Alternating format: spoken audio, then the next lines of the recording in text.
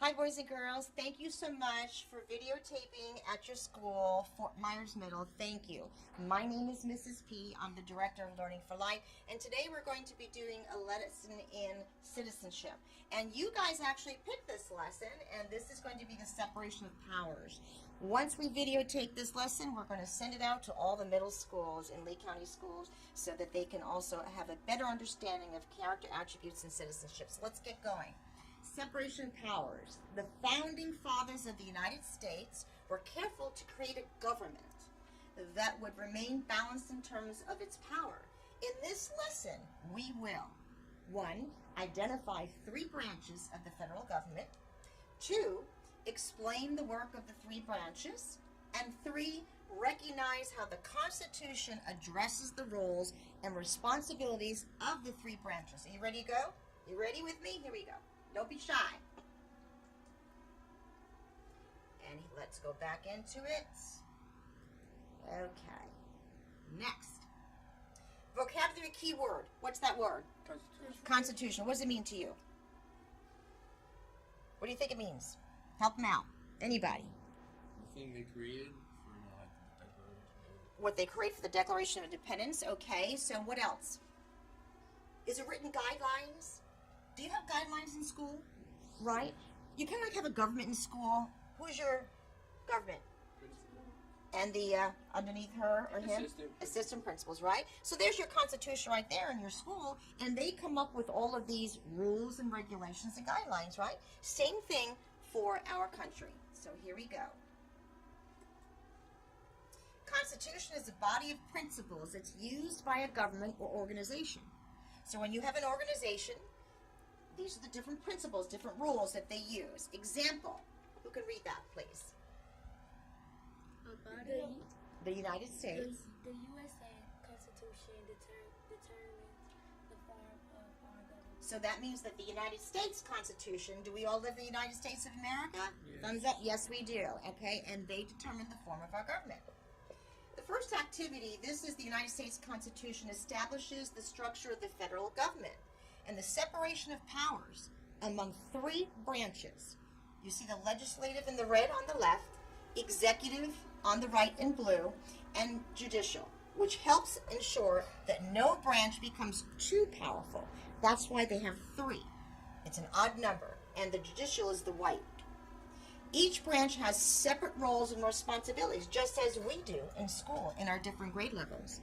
And the overall power of the government depends on the interaction of all 3. So these 3, legislative, executive, and judicial, work together as a team, just like we do, just like your teachers do in the different grade levels in their team chairs with their administration. They create all of these rules and regulations that hopefully that everything will be great working in a smooth pattern throughout the school year. Same thing with your government. So a system of checks and balances gives each branch the ability to limit the powers of other branches. Here's an example. Who can read that example right here, where it says the president? Go ahead, sir. The president and the executive branch nominates Supreme Court justices. Which is a judicial branch, okay? And what's next? The Senate and the legislative branch has the power to reject the nominations or, in extreme circumstances, remove justices and even The president. What does that mean to you? The Senate in the legislation branch has the power to reject the nominations or, in extreme circumstances, remove justices and even the president from power. What does that mean? What do you think it means? They can, if they want to, they can kick out the president, impeach. Yeah, and that's in organizations also, or impeach, exactly. And the third? The Supreme Court and the judicial branch, in turn, has the power to overturn acts of Congress, the legislative branch, and the president, executive branch. So the Supreme Court is like the top notch, right? You know, so even though the Senate and the legislation branch says they want to kick out the president or do something else, the Supreme Court can overrule that. It's the power at each level. That's really what the Constitution is really about.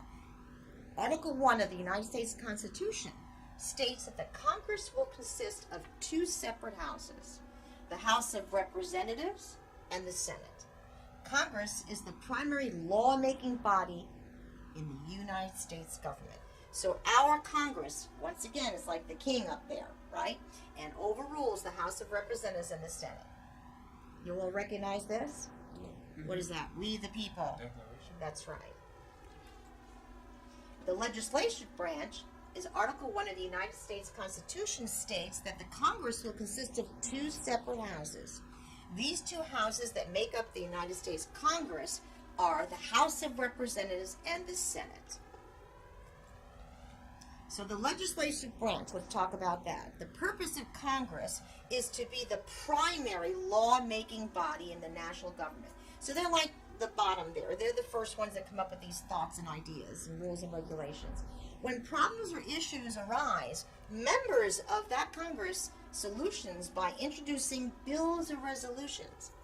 You ever hear that and see that on the news? They come up with all these different bills. They're coming up with all these different ideas of how to make our country better, but it has to be voted upon and agreed upon. These are the four basic types of legislation: bills, joint resolutions, concurrent resolutions, and simple resolutions.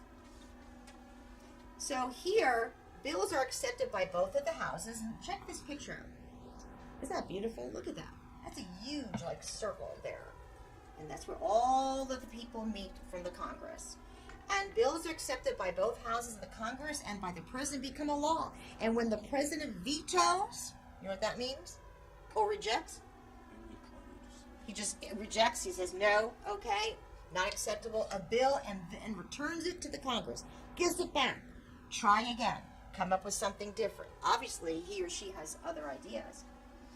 And the Congress reviews the reasons for the rejection and may still act to pass the bill without the president's approval. So they can still do that. They can pass the bill without the president's approval. The United States Constitution gives Congress the power to override the president's veto with a 2/3 majority vote of both the House and Senate. That means both the people in the House and both the people in the Senate, and 2/3 of them have to be agreed on which way they're voting. And that's how they write that out. So the legislative branch is an idea for a bill may come from anybody. However, only members of Congress can introduce a bill. And bills can be introduced at any time the House is in session. A representative or senator who introduces a bill becomes that bill's sponsor. Kind of like helps them out. A bill may also have co-sponsors. A bill's type must be determined, and a private bill affects a specific person or organization rather than the population at large. So they're looking at just maybe one person or a specific organization than the whole population coming up with their thoughts. A public bill is one that affects the general public, which is you and I and all of us in our community. So the last activity we're going to do today with citizenship is the executive branch. Established by Article 2 of the Constitution, here's the executive branch of the federal government. They're responsible for executing, getting the laws to be done, enforcing them of all of the land in the country. The power of the executive branch is vested in the President of the United States, who also serves as the Commander-in-Chief of the Armed Forces. A lot to government that a lot of people know and don't know about. So government is an extremely important thing to learn. Do you recognize this? The White House. The White House. Anybody ever been to the White House before? Yeah, I was there. I have a cousin who lives around there. So it's great. Beautiful, beautiful. There are thousands and thousands of people when the president comes out or Congress comes out and they just do their little speeches and everything. It's amazing. It's like a sea of people all over that huge, huge lawn. That lawn goes way back. Feels like it's a couple of miles, but it's not. So the president is assisted by the vice president. Do you have a vice president here in your school? That would be the APs, right? Assistant principal. And that make up the executive office of the president and the president's cabinet. So the president has his cabinet of people, his little army of people, okay? The cabinet members oversee the major executive departments and agencies of the federal government. In addition, the president is assisted by the heads of independent agencies, such as the Environmental Protection Agency, and the Social Security Administration, and by boards and commissions. A lot of this isn't going to make sense to you possibly, but as you grow up and get older, and as you watch the news and see what's going on in our country, you're going to remember those key words, such as what the Environmental Protection Agency. What do you think that means? Environmental. What is environmental? No? That's all our surroundings. That's all of our surroundings where we live. And the president serves a 4-year term and may be elected to a second term for a total of how many years in office can a president be? 8. 2 4-year terms. So let's do this quick little multiple choice. The maximum number of terms that a U.S. president can serve in office is 2 terms. True or false? True. True. Yes, it is. Correct. The president of the United States may serve for 2 terms.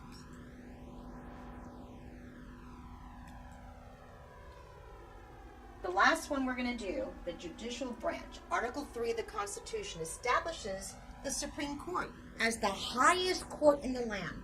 Its role is to interpret whether and how the law applies to particular scenarios. So that's like the top dude, right? You know, that's amazing. The judicial branch, the judicial, like the judge. There is that beautiful building. Now, how did that happen here?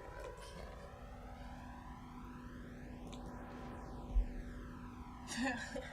Yes, technical difficulties. Here we go. Let's just fast forward it a little bit here.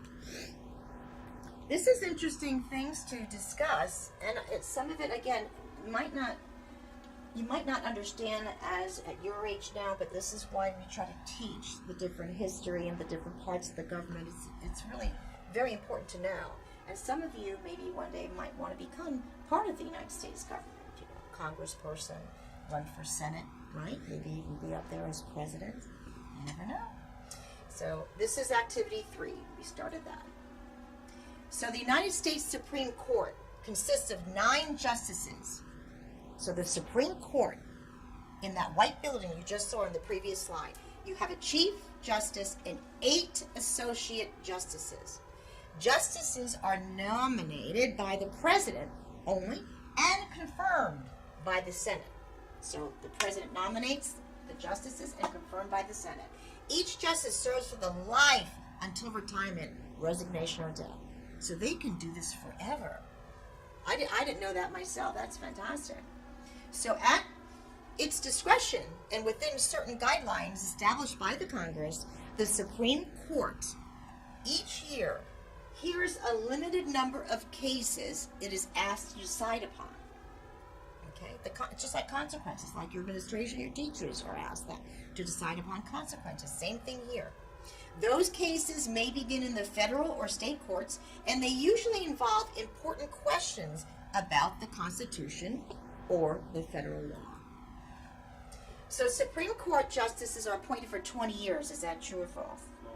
False.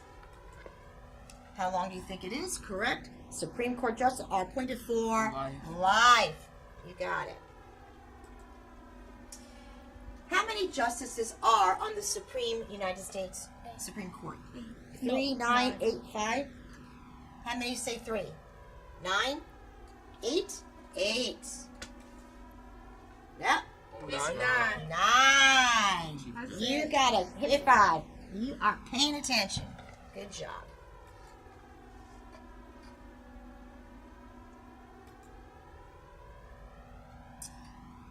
Match each branch of government to its primary function.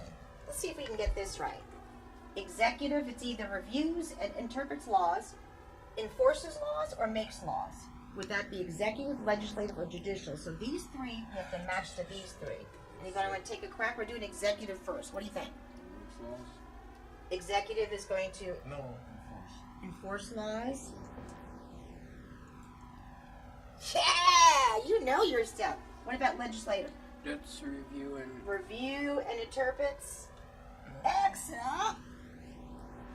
How about they make the laws? Oh, so that would mean the judicial. The Supreme Court reviews and interprets the laws. Okay. So the United States Supreme Court must review every federal law before it's signed by the President. True or false? The United States Supreme Court must review every federal law before it is signed by the president. What do you think? You think it's true? Ah, false. Yes, this is false. When the United States Supreme Court determines that a law is unconstitutional, its judgment is called a veto. True. True. Good one. Ah, it's not called a veto. Yes, this is false. A veto is a presidential refusal and refusal to approve a law passed by Congress. It is not the Supreme Court. That's presidential. Match the branch of government to the article of the Constitution that establishes its powers. Who gives it its powers? This. What do you think? Legislative? It's one. You think it's 1? Article 1? Awesome. Executive? 2. Wait. Yeah, you got it. So judicial, Article 3. That's the branch of government to the article of the Constitution that establishes its powers. Once Congress has passed a law, there is nothing that the president can do to stop it from going to effect. You think it's false? True. It's false. It's right. Yes, this is false. The president can veto. See, the president vetoes, okay, the bill unless overridden by how many? 2/3 from the both houses. The concept of checks and balances refers to the money collected and spent by the federal government. You think it's false? Yes, this is false because the checks and balances in a system in which each branch of government may limit the power of others. Why is separation of powers a good or bad thing? Anybody want to share anything they think of? What do you think? Because they made it so not one branch can get too much power. Okay, so that not just one branch controls all of the power. How about that? Anybody else want to comment? But that's pretty good. So the president doesn't have all the power? So to have all the power. Yeah, that's what And let's spell controls right. Yeah. And what did you just say, sweetheart? I said, so the president doesn't have all the power, so they had to separate. So the president does not have all of the power. Okay, good. Excellent. So here's the summary, guys. The founding fathers of the United States were careful to create a government that would remain balanced in terms of its power. In this lesson, we have identified the 3 branches of the federal government, explained the work of the 3 branches, and recognized how the Constitution addresses the roles and responsibilities of the 3 branches. Give yourselves a round of applause. Excellent job. Thank you so much for being here today to go over citizenship. Next month is a different character tribute, and it won't be history. It'll be something different. Okay? Cool beans. Give me a high five. Go ready? See you next time.